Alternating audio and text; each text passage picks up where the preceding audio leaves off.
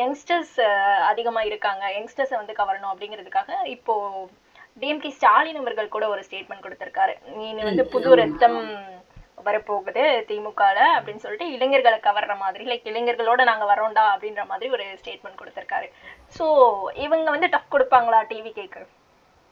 இல்ல இவங்க பண்ண தவறுன ஒரு விஷயம்னா யங்ஸ்டர்ஸ கவர் பண்றது. அவங்க என்னதான் உமன்ஸ்க்காக நிறைய ஸ்கீம் இது பண்ணியிருந்தாலுமே அதெல்லாம் அவங்கள தாண்டி ஒரு ஃபேம், அந்த ஒரு எப்படி சொல்றது, ஒரு ஆக்ட்ரஸ், ஒரு க்ளோ அப்படின்னு ஒரு ஃபேம், பேக் ஃபேம்ன்றது ஒண்ணு அவங்களுக்கு கிடையாது.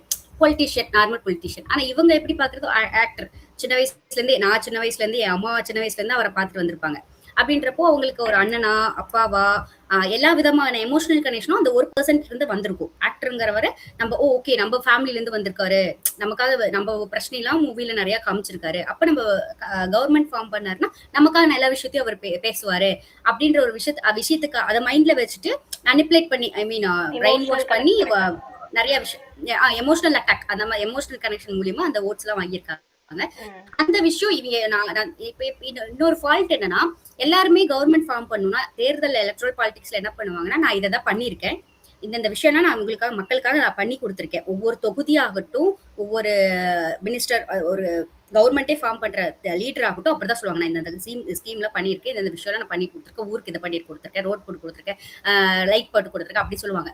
ஆனா இவங்க எல்லாம் எப்படி, இப்போ என்ன பண்ணிருக்காங்கன்னா, டிவிகேன்ற ஒரு கட்சி என்ன பண்ணிருக்குன்னா, நான் எதுவுமே பண்ணல, நான் இதை பண்ணுவேனோ அது முன்னாடி ஆல்ரெடி இருக்கு, அவங்களோட மேனிஃபெஸ்டோல கூட பார்த்திருப்போம். ஒரு விஷயம் கூட புதுசான ஒரு விஷயம், என்னதான் அந்த அதிரடி பெண் இதா இருக்கட்டும், அது கூட பிங்க் பெட்ரோல் அது இருக்குல்ல, அது மூலியமா அந்த ஸ்டிக்கரை மாத்தா ஸ்டிக்கர் அரசியல் பண்றாங்கன்னு கூட பெட்ரோல் ஆச்சு. அந்த மாதிரி ஆல்ரெடி பண்ண கவர்மெண்டோட கொஞ்சம் மாடிஃபை பண்ணி இருக்கிறத அப்படியே மேனிஃபெஸ்டோ சொல்லியிருக்காங்க. அப்ப எப்படி இருக்குன்னா, நான் எதுவுமே பண்ண மாட்டேன், எனக்காக விஜய் அப்படி 234 தொகுதியிலையும் விஜய் நான் தான் நிக்கிறேன்னு நினைச்சு எனக்காக ஓட் போடுங்க அப்படின்னு சொல்லி பிரெயின் வாஷ் பண்ணி அவங்களோட ஓட்ல கெயின் பண்ணிருக்காங்க. அந்த விஷயத்த அவங்க பண்ண தவறிட்டனாலதான் அவங்களோட ஓட்ஸ்ல எடுக்க முடியலன்றது பார்க்க முடியுது.